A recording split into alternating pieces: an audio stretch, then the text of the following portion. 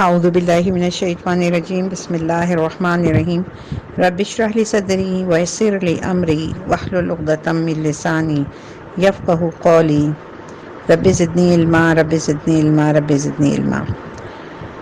آج ہم سورہ بقرہ کی آیت نمبر 226 سے اپنے سبق کا آغاز کریں گے۔ اگر آپ نے پچھلا سبق پڑھا ہے تو آپ کو یاد ہوگا کہ پچھلی آیت نمبر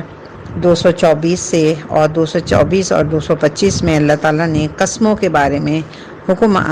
دیا ہے کہ ایسی قسمیں مت کھاؤ، اللہ کے نام کو قسم کے لیے استعمال مت کرو کہ بات بے بات قسم کھاؤ اللہ کے نام کی، اور کوئی ایسی قسم نہ کھاؤ کہ جس میں کسی نیکی کے کام سے خود کو رکنے کی کھا لو۔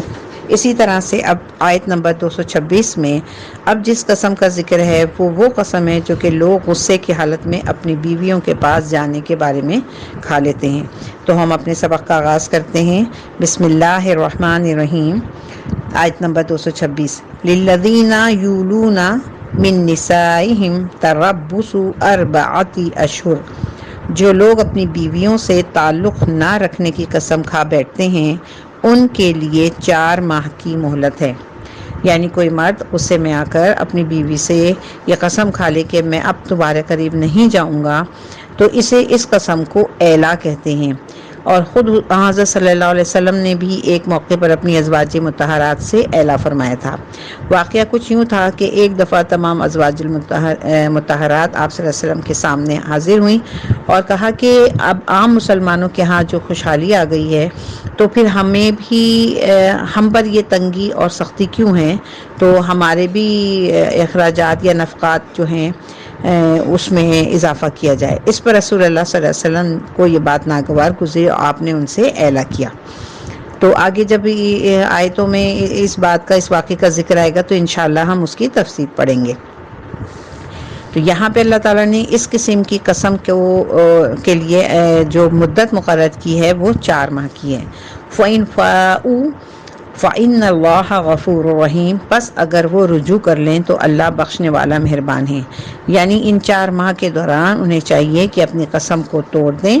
اور توڑنے کے بعد اس کا کفارہ ادا کریں اور پھر اپنی بیوی کے سے رجوع کر لیں، یعنی اس سے میاں بیوی والا تعلق قائم کر لیں، تو پھر اللہ تعالیٰ جو ہے بخشنے والا اور بہت مہربان ہے۔ آیت نمبر 227، وَإِنْ عَزَمُوا الطَّلَاقَ فَإِنَّ اللَّهَ سَمِيعٌ عَلِيمٌ، اور اگر وہ طلاق کا ارادہ کر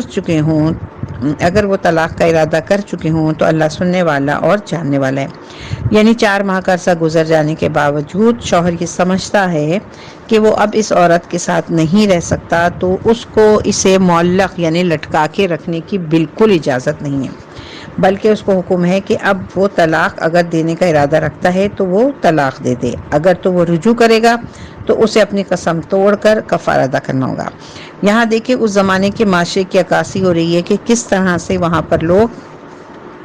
جہالت کے زمانہ جہالت میں کیا کرتے تھے کہ عورت سے قسم کھا لیتے تھے اور پھر مہینوں اور سالوں اس قسم کو نبھاتے رہتے تھے۔ اب تو نہ ہی وہ عورت آزاد ہوتی کہ کہیں اور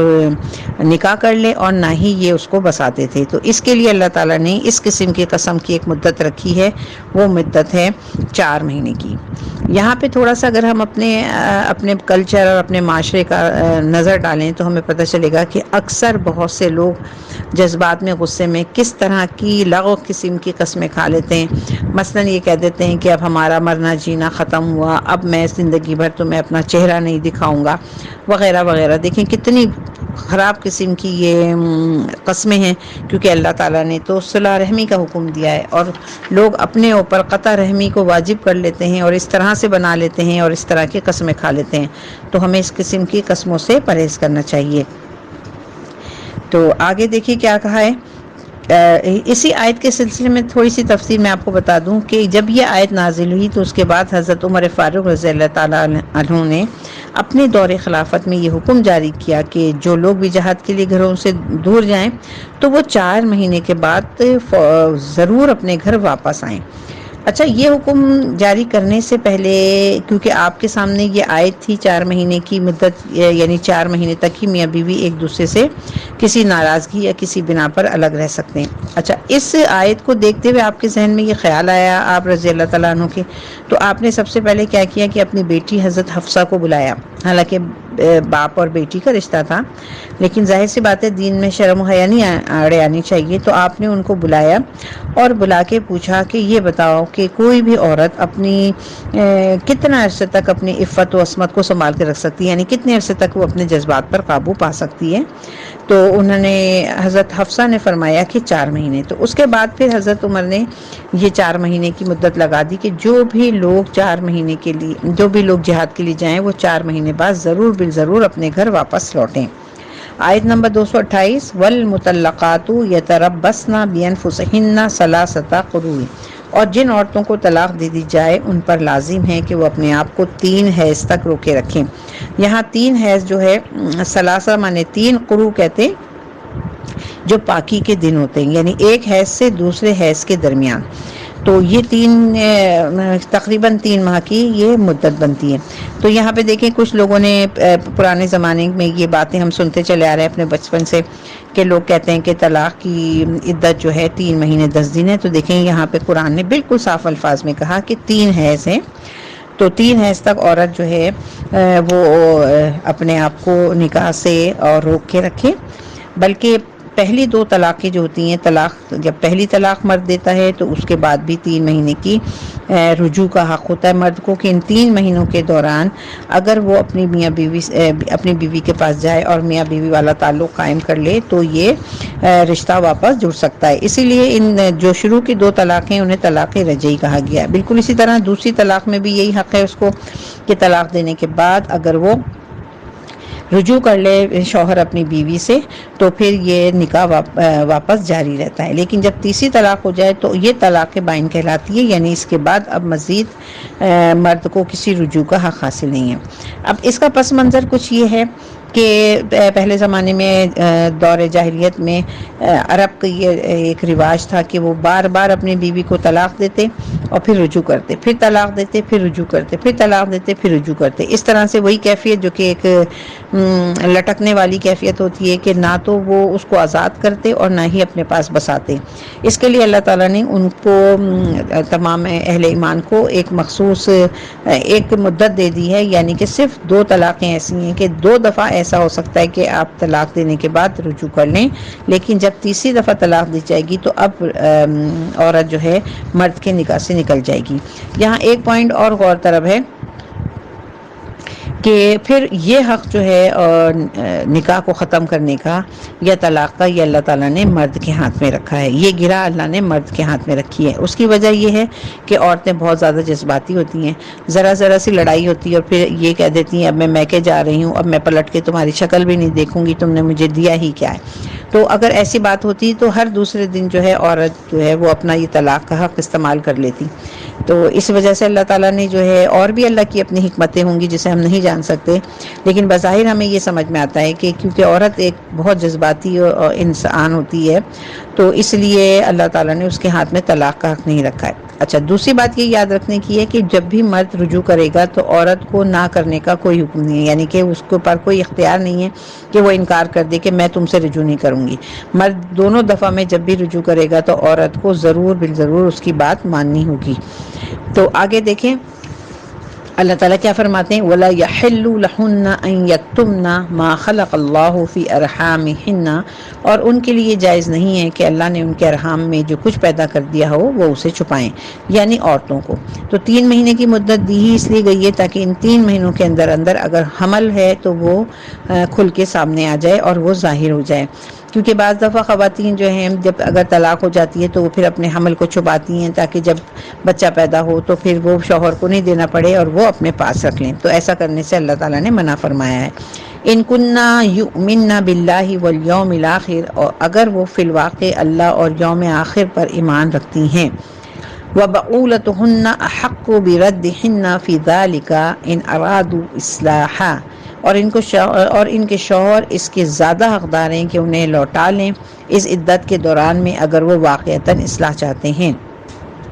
تو اسے رجت کہتے ہیں، یہ لوٹا دینا رجت کہلاتا ہے، یعنی شوہروں کو یہ حق حاصل ہے کہ وہ عدت کے اندر اندر رجوع کر سکتے ہیں، لیکن یہ حق جو ہے تیسری طلاق کے بعد نہیں رہتا، تو اس لیے صرف 2 طلاق تک یہ حق جو ہے اور مرد کے پاس ہوتا ہے۔ وَلَهُنَّ مِثْلُ الَّذِي عَلَيْهِنَّ بِالْمَعْرُوفِ، اور عورتوں کے لیے اسی طرح حقوق ہیں جس طرح ان پر ذمہ داریاں ہیں دستور کے مطابق۔ وَلِلرِّجَالِ عَلَيْهِنَّ دَرَجَةٌ، اور مردوں کے لیے ان پر ایک درجہ فوقیت کا ہے۔ یہاں پہ اللہ تعالیٰ نے ایک درجہ فوقیت یہی دیا ہے کہ ظاہر سی بات ہے کہ ہر عورت اور مرد دونوں جو ہیں ایک معاشرے کے مین رکن ہیں۔ عورتوں کی ذمہ داری جو ہے جس حد تک ان کی ذمہ داری ہے، جس حد تک ان کے فرائض ہیں، اسی طرح ان کے حقوق بھی ہیں۔ اسی طرح سے مردوں پہ جو ذمہ داری ہے، جتنی بھاری ذمہ داری مردوں پہ ہے، ظاہر ہے اسے خاندان کا ایک سربراہ بنایا گیا ہے، تو ظاہر سی بات ہے کہ پھر اس کے حقوق بھی عورت پہ زیادہ ہی ہوں گے۔ تو اس لیے اللہ تعالیٰ نے کہا کہ مردوں کو ایک درجہ فضیلت حاصل ہے۔ واللہ عزیز حکیم، اور اللہ تعالیٰ زبردست ہے، حکمت والا ہے۔ تو یہاں پہ سوچنے اور غور کرنے والی بات یہ ہے کہ عورتوں کو اوپر سے اللہ تعالیٰ نے بہت سی ذمہ داریاں ایسی ہیں کہ ان کو آزاد کر دیا ہے، ان کو کمانے کی ذمہ داری سے آزاد کر دیا ہے، ان کو باہر نکل کے دھوپ اور مشقت میں جانے سے آزاد کر دیا ہے، ان کو گھر کی 4 دیواری دی ہے جہاں وہ اپنے حسن اور خوبصورتی اور نازکی کے ساتھ آرام سے اپنے گھر میں رہ سکتی ہیں۔ ان کی ذمہ داری بچوں کی پرورش رکھی ہے، بچوں کی پرورش کے بعد ان کو کھلانے پلانے کی نہیں ہے، وہ تو مرد کما کے لائے گا تو پھر اپنے بیوی بچوں کو کھلائے گا، تو عورت کی ذمہ داری اپنے شوہر کا گھر کو دیکھنا ہے اور بچوں کی تربیت ہے۔ اس کے بعد مرد کی ذمہ داری اس سے کہیں زیادہ ہے کہ وہ گھر سے باہر نکلتا ہے اور جو بھی ذہنی ٹینشن اور تکالیف اٹھا کر برداشت کر کے وہ اپنی بیوی اور اپنے بچوں کے کھانے کا انتظام کرتا ہے۔ تو یہاں اگر ہم دیکھا جائے تو اللہ تعالیٰ کی بڑی رحمت ہے کہ اس نے ہم عورتوں کو اس ذہنی کرب اور اس پریشانی سے آزاد رکھا ہے، جو کہ جب مرد کو اگر روزگار نہیں ملتا اور اسے یہ پتہ ہوتا ہے کہ اس کی جیب میں کچھ پیسے نہیں ہیں، تو اب وہ کس طرح سے اپنے بچوں کی، اپنی بیوی کی دیکھ بھال کرے گا، تو اس ٹینشن اور ذہنی دباؤ کو برداشت کرنے کی اللہ تعالیٰ نے مرد میں ہی صلاحیت رکھی ہے،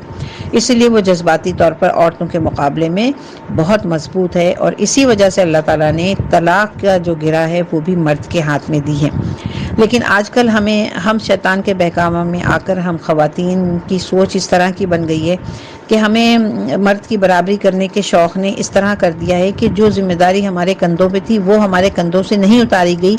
وہ ہم نے نہیں اتاری، بلکہ اپنے کندھوں پہ مزید شوہروں کی ذمہ داری، مردوں کی ذمہ داری اپنے کندھوں پہ لے لی، اور ہم نکل کھڑے ہوئے مزید کمانے کے لیے، مزید مشقتوں کے لیے، مزید نوکریوں کے لیے، اور در اور گرمی، سردی، ہر قسم کی شدت، موسم